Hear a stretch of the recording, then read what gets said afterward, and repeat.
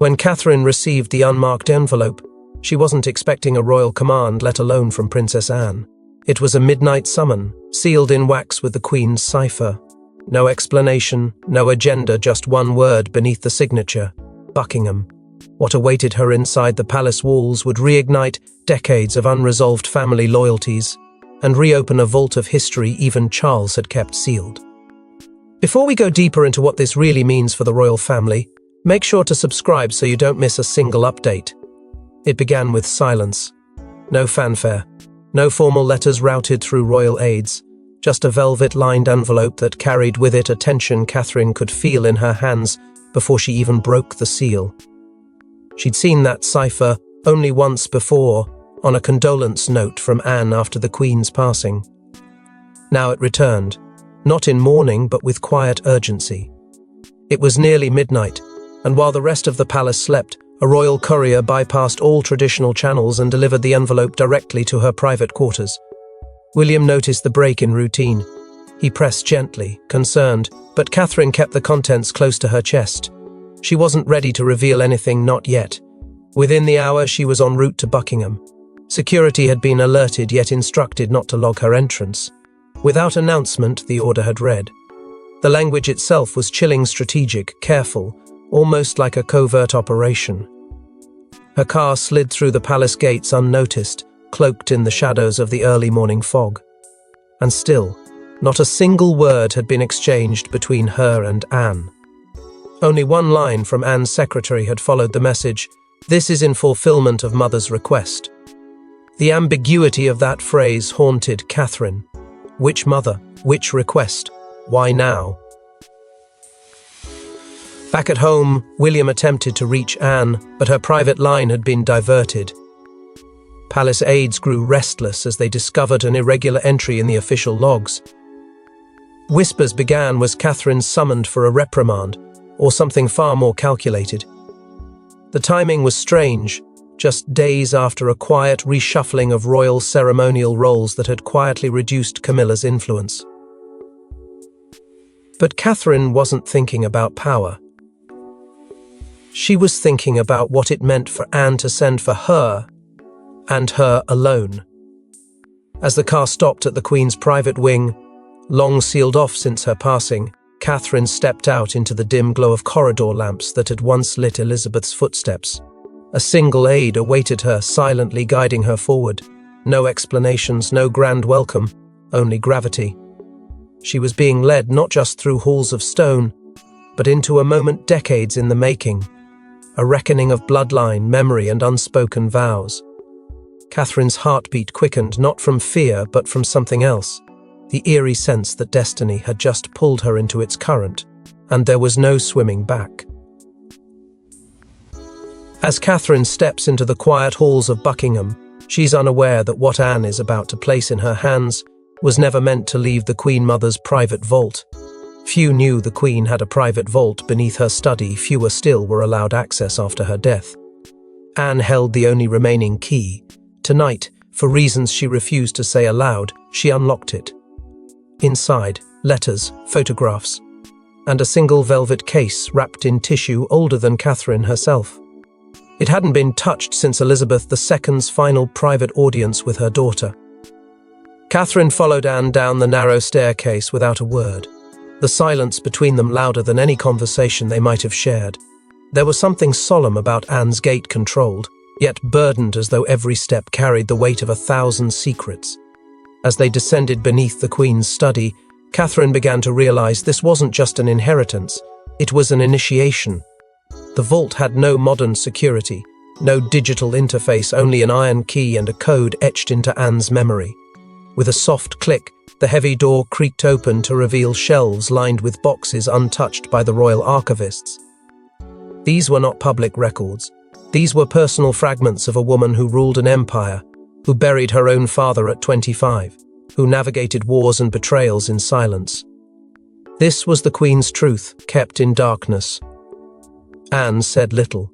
She simply pointed to a box wrapped in a Union Jack cloth, then stepped back, her arms folded in stoic restraint.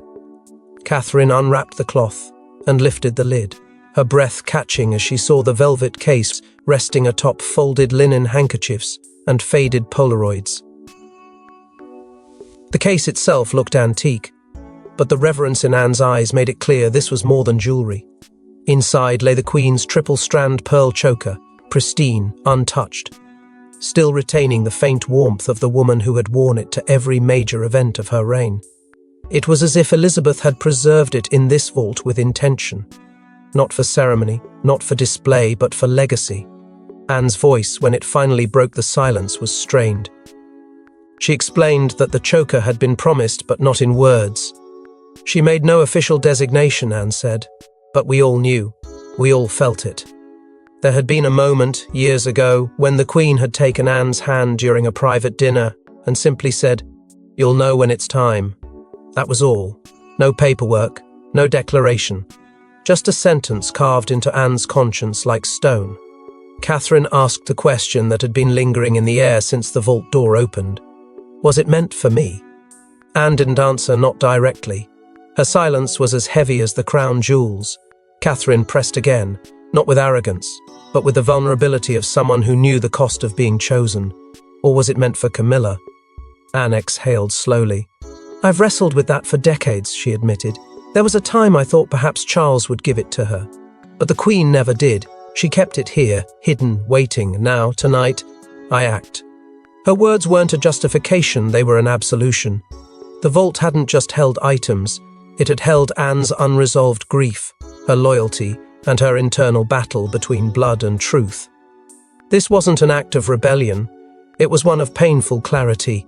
Catherine reached out, her fingers trembling as she lifted the choker from its cradle. It was cold to the touch but seemed to hum with history. Her hands were steady, but her heart was storming.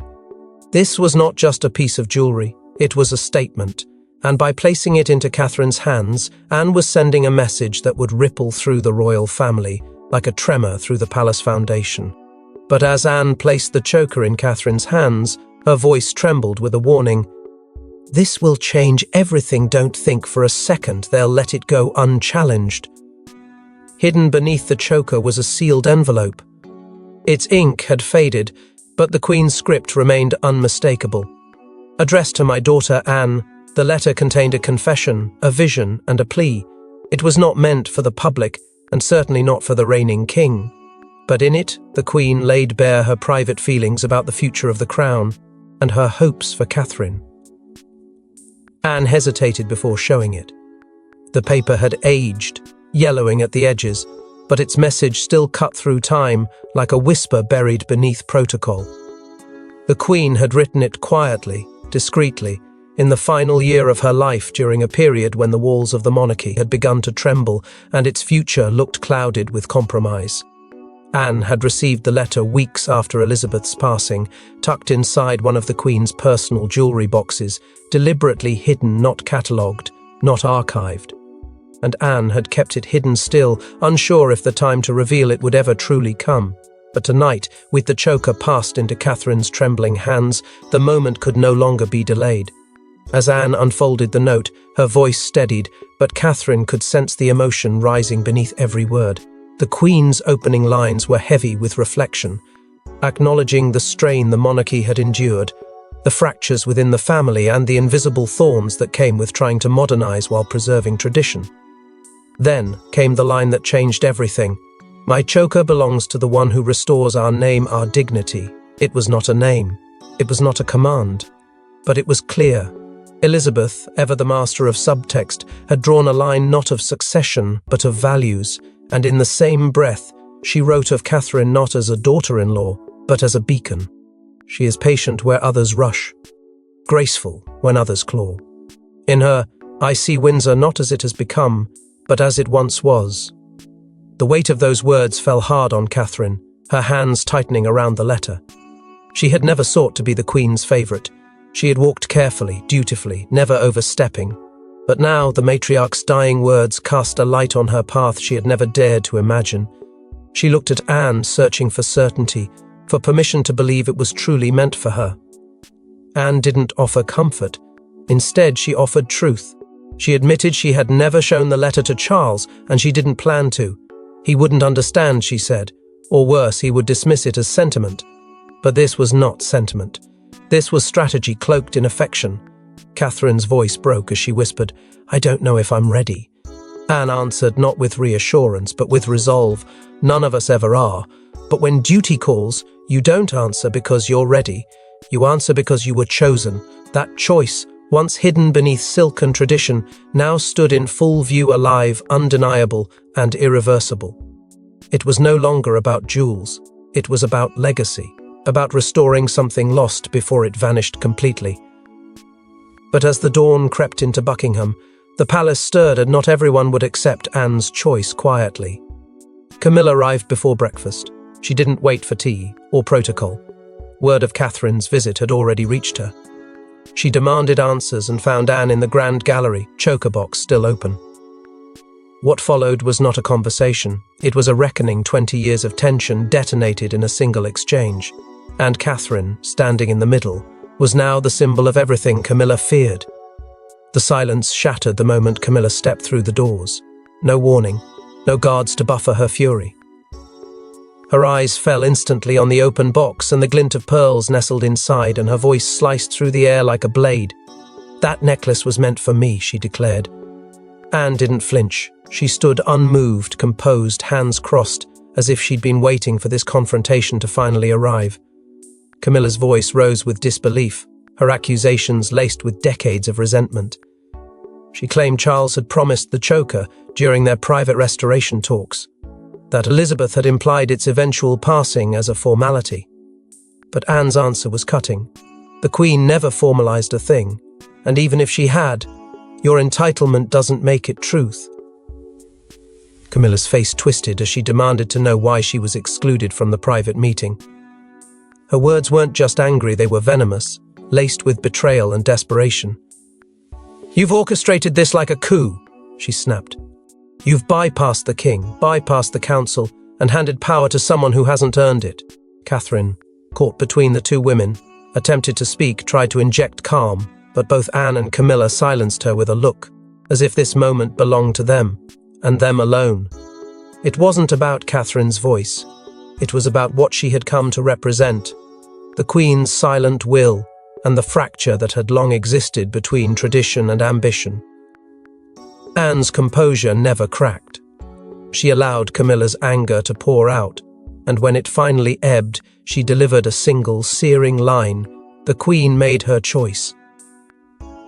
"I'm merely the messenger." It was a declaration that landed like thunder. Not because of its volume, but because of its finality. Camilla stood stunned, grasping at arguments that could no longer hold weight. This wasn't a negotiation, it was a verdict. And in that moment, the power Camilla had clung to for years seemed to tremble beneath her. But the battle wasn't over, it had only changed shape. Because this wasn't just personal, it was institutional. With the Queen's pearls now resting in Catherine's hands and the monarchy's unspoken codes violently exposed, the shockwaves moved beyond the family. Allies were watching, rivals were calculating. And somewhere behind the palace walls, the machinery of the crown had already begun to shift. But while Buckingham boiled with personal betrayal, a deeper institutional shock was quietly rippling through the royal machinery. It wasn't just jewelry, it was endorsement. It was history choosing sides. And within hours of the meeting, whispers in courtly circles turned into tremors. Foreign dignitaries, royal patrons, and the aristocracy began signaling support not to Camilla, but to Catherine. The transfer of a choker had triggered something unspoken, a reordering of Windsor loyalties. By the next morning, subtle changes began to unfold across the palace. Long-time courtiers who once towed the line between Queen Consort and Princess of Wales began adjusting their tone, their protocols, their allegiance. A quiet recalibration was underway. Invitations addressed to Her Majesty were being revised, some manually, to route through Catherine's staff. Key figures from the Queen Mother's inner circle, now retired but still deeply influential within aristocratic society, began sending handwritten notes marked with floral crests and old signatures of weight. The message within each was veiled, but unmistakable. She would have approved. These were not just condolences or ceremonial nods, they were signals. signals of shift, signals of a new gravitational pull within the monarchy. Inside Clarence's house, Camilla's office bore the first fractures. 2 senior aides discreetly requested reassignment. Others whispered about uncertainty and losing access to key state functions. The tone inside her chambers turned grim. Where once there had been quiet confidence, now there was silence laced with suspicion. Even in moments of formality, the air had changed. Catherine's presence at recent engagements felt newly weighted, her greetings met with an attentiveness that hadn't existed before.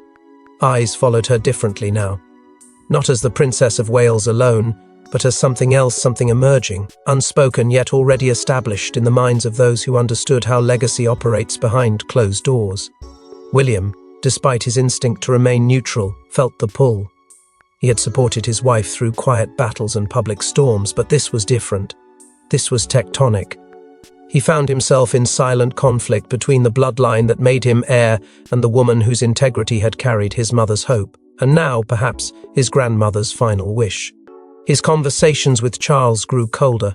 There were fewer check-ins, fewer shared meetings, and more awkward silences that filled the spaces where mutual respect used to reside. And Charles, the monarch at the center of it all, chose silence, but that silence screamed. While he made no official statement, his mood was impossible to hide from those closest to him. Senior aides described his demeanor as volcanic, though carefully contained behind royal composure. Behind locked doors, it was said he pored over letters, reread the Queen's last directives, and questioned how such a transfer of symbolic power had escaped his control. He may have worn the crown, but he knew, perhaps better than anyone, that the monarchy had always rested not just on crowns and thrones, but on sentiment, on perception, and on symbolism. And in the world of symbolism, Catherine had just claimed the crown without a coronation, and just when the storm seemed to find its center, a ghost from the past re-emerged, armed with proof that this battle had been brewing since Diana's final days. Locked in an old safe at Kensington Palace was a forgotten tape never aired, never transcribed. In it, Diana speaks not just of her own suffering, but of her belief in a future queen. She will be quiet like me, but stronger. They'll try to break her too, but she'll wear the crown they tried to keep from me. And on her dresser, a photograph of a young Catherine Middleton. The discovery came at the most fragile of moments. As tensions ignited between Anne, Camilla, and Catherine, and as silent allegiances reformed beneath the surface of the crown, a royal historian sorting through undocumented materials stumbled across an unmarked cassette. Dust-covered and aged, it was thought to be routine and archival leftover from Diana's press engagements. But as the recording crackled to life, it was clear this was no ordinary footage. Diana's voice, fragile yet fierce, spoke in hushed confidence, away from cameras, speaking not for broadcast but for legacy. And in her words was a haunting foreshadowing, a prophecy wrapped in personal sorrow. She expressed fear not for herself, but for the direction of the monarchy, concerned that the public was being led to embrace an image crafted in contradiction to everything the Windsor line had once meant. She never mentioned Camilla directly, but the inference was unmistakable. She described a woman who would walk into the center of the storm without making it about herself. She said the crown would eventually find its way to someone who would rebuild the dignity that's been stripped thread by thread. Then, in a breath almost whispered, she said, "They will think they've won, but they've only delayed what must come." And while no name was uttered, the camera left running for too long captured a dresser in the background on it, a single photo from a school ceremony where William and Catherine had once stood side by side. The footage was leaked anonymously to a royal biographer known for sympathetic work on Diana's legacy. Within hours, snippets were transcribed and sent to key media figures. And just like that, the Diana versus Camilla narrative reignited across public discourse. But this time, the lens had shifted. It wasn't just about what had happened. It was about what was unfolding now. The people saw a through-line, Diana's silent cry for justice echoing through Catherine's poised resistance. Commentators began calling Catherine the heir to Diana's grace. Social media flooded with comparisons between past and present, between the pearls Diana wore and the choker now passed to Catherine. The palace was paralyzed. No one could recall where the tape had come from. No aide had logged it. No official ever acknowledged its existence. But its timing couldn't be ignored. And its message was clear. What the monarchy had buried, the nation remembered. This wasn't about rebellion. It was about course correction. About honoring the voice they failed to protect by listening, at last, to the one who might carry it forward. With the world watching, and the ghosts of queens past casting long shadows, King Charles is forced to make a move he swore he never would. When Charles finally spoke, it was through omission. He addressed neither the choker nor Catherine by name. Instead, he reaffirmed Camilla as queen consort and reminded the nation that royal honours must flow from the crown, not private hands. But the tone was brittle and the press knew it. This wasn't leadership, it was containment. And it wasn't working. The statement, delivered through a tightly controlled press release and echoed in carefully coordinated media appearances, felt more like a barricade than a message. It leaned heavily on words like precedent, ceremony, and continuity. Yet nowhere did it address the growing wave of public fascination and unease surrounding the choker, the letter, or Anne's unprecedented move. Catherine's name was left in the shadows, as though she were a ghost haunting the very institution that now pretended she didn't exist. But the omission only amplified the tension. What was left unsaid carried more weight than any line of royal rhetoric ever could. Camilla appeared by his side briefly, in a photo opportunity that was meant to radiate stability but instead exposed fracture. Her expression was hard, set, and her hand reaching once, twice remained unsought by the king. The visual went viral within minutes. Commentators noted the cold body language, the strained posture, the eyes that didn't meet. It didn't look like unity. It looked like survival. Royal analysts, with years of decorum behind them, dropped their usual restraint and began asking questions, on air, that once would have been unthinkable. Why now, they asked. Why avoid the truth? Even the conservative outlets, traditionally loyal to the firm, described the statement as too little, too transparent, too late. Behind closed doors, Anne's response was sharper. She declined to attend the upcoming Privy Council meeting without explanation. Her absence sent shockwaves through those corridors of power that prided themselves on unity and legacy. And while aides scrambled to interpret the move as a routine absence, those within knew the truth. It was a protest, a statement far louder than any issued by the king.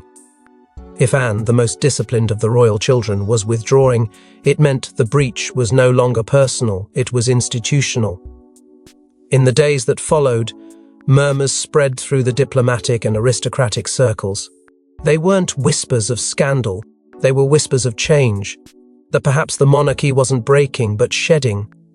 The public sensed it too. Polling numbers began shifting in quiet but significant ways. The royal family had always been built on symbolism, and this latest silence from Charles symbolized something many feared, a king out of step with the emotional truth his people already understood. They didn't need an official proclamation to know what was happening. The walls were speaking for themselves. And as tension erupted across headlines, the final confirmation came not from palace mouths, but from a hidden inscription only Anne and Elizabeth ever knew existed. Tucked into the inner clasp of the choker was a single line, etched in microscopic script, to the future queen. Let her light be brighter than mine. No date, no initials. Just that. It had been carved during the Queen's mourning period after Philip's death, when she was silent, reflective, and thinking of legacy. And in that moment, all speculation turned into destiny. The discovery came not by chance, but as part of a verification process prompted by the palace's intensifying internal audit. A royal jeweler, brought in to examine the choker under the guise of routine restoration, found the engraving by accident. It was so discreet that it could have been missed entirely, if not for the high-resolution magnification used during cleaning. Upon closer inspection, the script was unmistakably Elizabeth's, its loops and flourishes perfectly aligned with entries in her private jewelry log, a registry reserved only for the most meaningful royal heirlooms, and beside the entry labelled triple-strand pearl choker, a single line written decades ago, inscription added privately. Reserved for legacy. The inscription's revelation struck the palace like a thunderclap. The phrase wasn't ceremonial. It wasn't bureaucratic. It was personal, hauntingly so, and its implications were clear. The Queen had foreseen a transition that might never come through official decree but would carry far more moral weight. It wasn't just a message to Catherine, it was a verdict rendered in secrecy. A passing of the torch through legacy rather than lineage. A whisper that now roared through the halls of Buckingham. Anne stood still when the engraving was read aloud. Her voice didn't waver, but her eyes revealed the toll of having carried that secret alone. She confessed she had discovered it herself shortly after the Queen's passing. And she had chosen silence until now. She knew the battles we would face, Anne said quietly. But she also knew how power speaks without raising its voice. The message had been meant for the future, not the present. And finally, that future had arrived. Catherine broke down in tears, not from pride, but from the unbearable weight of it all. She hadn't asked for any of it. But now there was no denying what she had become. William stood beside her, saying nothing, but grounding her in the quiet way Diana once dreamed a royal man might. He didn't need to speak. His presence alone was an answer. He would not walk away from this moment. He would walk through it with her. Camilla, upon hearing the news, reportedly retreated from public view for hours. Staff confirmed she cancelled her appearances and requested no visitors. The Queen Consort's silence was telling. For in that single line, etched in pearl and metal, the monarchy had spoken in a way no title or photograph ever could.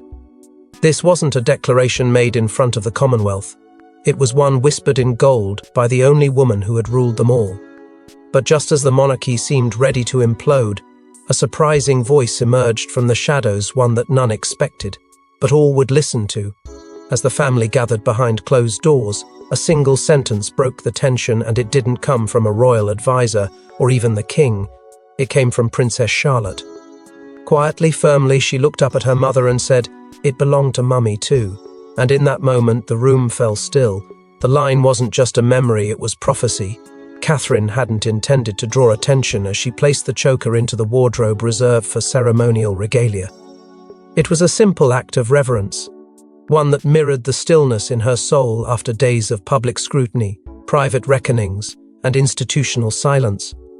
But Charlotte had followed her, quietly, unnoticed.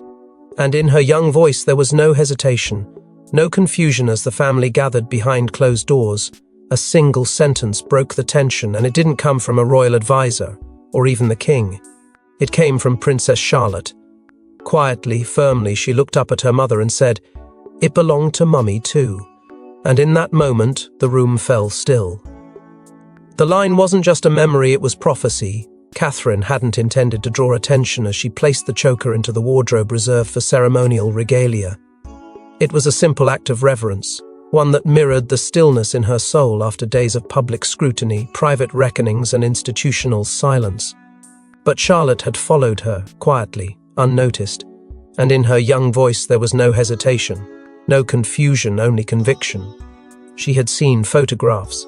She had watched documentaries. She knew what pearls meant in her family's story. "Like the ones Mummy wore," she said. Catherine turned slowly, her heart folding inwards. She didn't need to ask what Charlotte meant. Diana's image still lived in those photographs, the ones where pearls framed her strength, softened her sorrow, and made silent statements to a watching world. The weight of Charlotte's words rippled through the room. Anne stood at a distance, arms crossed, but her gaze locked with Catherine's in a silent communion that required no speech. The past had bled into the present, and through Charlotte, the future was whispering back. The monarchy had long thrived on symbols, and now this child, untouched by courtly maneuvering, had named the choker not as a relic but as remembrance. Her voice had done what declarations and media could not. It had aligned 3 generations, Diana, Elizabeth, and Catherine, into a single, unbreakable thread. The moment catalyzed an internal decision. The Royal Archives, under Anne's direction, moved to reclassify the choker not as heirloom nor as ceremonial property, but as a legacy warden item. The term was new, created to acknowledge artifacts of unique emotional and symbolic weight.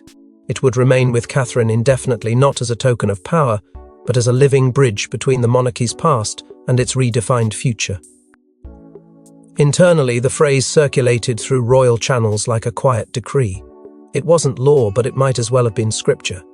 Outside the palace, the public's reaction shifted once again. News of Charlotte's words spread subtly. At first, a few lines mentioned in a columnist's weekend roundup, but the impact was seismic. For once, the headlines didn't scream division. They whispered hope. Catherine was no longer the lightning rod of scandal or succession. She was becoming something else, something deeper, a symbol of endurance, of healing, and of quiet strength born not from crown or title, but from lineage, loyalty, and love. The choker had passed through the hands of queens, but now it lay nestled in the arms of motherhood and memory. And in that space, the monarchy itself felt, if only briefly, human again. The choker may rest around Catherine's neck, but it carries the breath of 3 queens. And the monarchy, for better or worse, now beats to its rhythm. Thanks for watching. Please don't forget to like and subscribe, and we will see you in next one. Only conviction. She had seen photographs, she had watched documentaries. She knew what pearls meant in her family's story, like the ones Mummy wore, she said. Catherine turned slowly, her heart folding inwards. She didn't need to ask what Charlotte meant. Diana's image still lived in those photographs, the ones where pearls framed her strength, softened her sorrow, and made silent statements to a watching world. The weight of Charlotte's words rippled through the room. Anne stood at a distance, arms crossed, but her gaze locked with Catherine's in a silent communion that required no speech. The past had bled into the present, and through Charlotte, the future was whispering back. The monarchy had long thrived on symbols, and now this child, untouched by courtly maneuvering, had named the choker not as a relic but as remembrance. Her voice had done what declarations and media could not. It had aligned 3 generations, Diana, Elizabeth, and Catherine, into a single, unbreakable thread. The moment catalyzed an internal decision. The Royal Archives, under Anne's direction, moved to reclassify the choker not as heirloom, nor as ceremonial property, but as a legacy warden item. The term was new, created to acknowledge artifacts of unique emotional and symbolic weight. It would remain with Catherine indefinitely, not as a token of power, but as a living bridge between the monarchy's past and its redefined future. Internally, the phrase circulated through royal channels like a quiet decree. It wasn't law, but it might as well have been scripture. Outside the palace, the public's reaction shifted once again. News of Charlotte's words spread subtly, at first as the family gathered behind closed doors. A single sentence broke the tension, and it didn't come from a royal advisor or even the king. It came from Princess Charlotte. Quietly, firmly, she looked up at her mother and said, "It belonged to Mummy too." And in that moment, the room fell still. The line wasn't just a memory, it was prophecy. Catherine hadn't intended to draw attention as she placed the choker into the wardrobe reserved for ceremonial regalia. It was a simple act of reverence, one that mirrored the stillness in her soul after days of public scrutiny, private reckonings, and institutional silence. But Charlotte had followed her, quietly, unnoticed. And in her young voice there was no hesitation, no confusion, only conviction. She had seen photographs. She had watched documentaries. She knew what pearls meant in her family's story. Like the ones Mummy wore, she said. Catherine turned slowly, her heart folding inwards. She didn't need to ask what Charlotte meant. Diana's image still lived in those photographs, the ones where pearls framed her strength, softened her sorrow, and made silent statements to a watching world. The weight of Charlotte's words rippled through the room. Anne stood at a distance, arms crossed, but her gaze locked with Catherine's in a silent communion that required no speech. The past had bled into the present, and through Charlotte the future was whispering back. The monarchy had long thrived on symbols, and now this child, untouched by courtly maneuvering, had named the choker not as a relic but as remembrance. Her voice had done what declarations and media could not. It had aligned 3 generations, Diana, Elizabeth, and Catherine, into a single unbreakable thread. The moment catalyzed an internal decision. The Royal Archives, under Anne's direction, moved to reclassify the choker not as heirloom, nor as ceremonial property, but as a legacy warden item. The term was new, created to acknowledge artifacts of unique emotional and symbolic weight. It would remain with Catherine indefinitely, not as a token of power, but as a living bridge between the monarchy's past and its redefined future. Internally, the phrase circulated through royal channels like a quiet decree. It wasn't law, but it might as well have been scripture. Outside the palace, the public's reaction shifted once again. News of Charlotte's words spread subtly. At first, a few lines mentioned in a columnist's weekend roundup, but the impact was seismic. For once, the headlines didn't scream division, they whispered hope. Catherine was no longer the lightning rod of scandal or succession. She was becoming something else, something deeper, a symbol of endurance, of healing, and of quiet strength born not from crown or title, but from lineage, loyalty, and love. The choker had passed through the hands of queens, but now it lay nestled in the arms of motherhood and memory. And in that space, the monarchy itself felt if only briefly human again. The choker may rest around Catherine's neck, but it carries the breath of 3 queens. And the monarchy, for better or worse, now beats to its rhythm. Thanks for watching. Please don't forget to like and subscribe, and we will see you in next one. A few lines mentioned in a columnist's weekend roundup, but the impact was seismic. For once, the headlines didn't scream division. They whispered hope. Catherine was no longer the lightning rod of scandal or succession. She was becoming something else, something deeper. A symbol of endurance, of healing, and of quiet strength, born not from crown or title, but from lineage, loyalty, and love. The choker had passed through the hands of queens, but now it lay nestled in the arms of motherhood and memory. And in that space, the monarchy itself felt if only briefly human again. The choker may rest around Catherine's neck, but it carries the breath of 3 queens. And the monarchy, for better or worse, now beats to its rhythm. Thanks for watching. Please don't forget to like and subscribe, and we will see you in next one.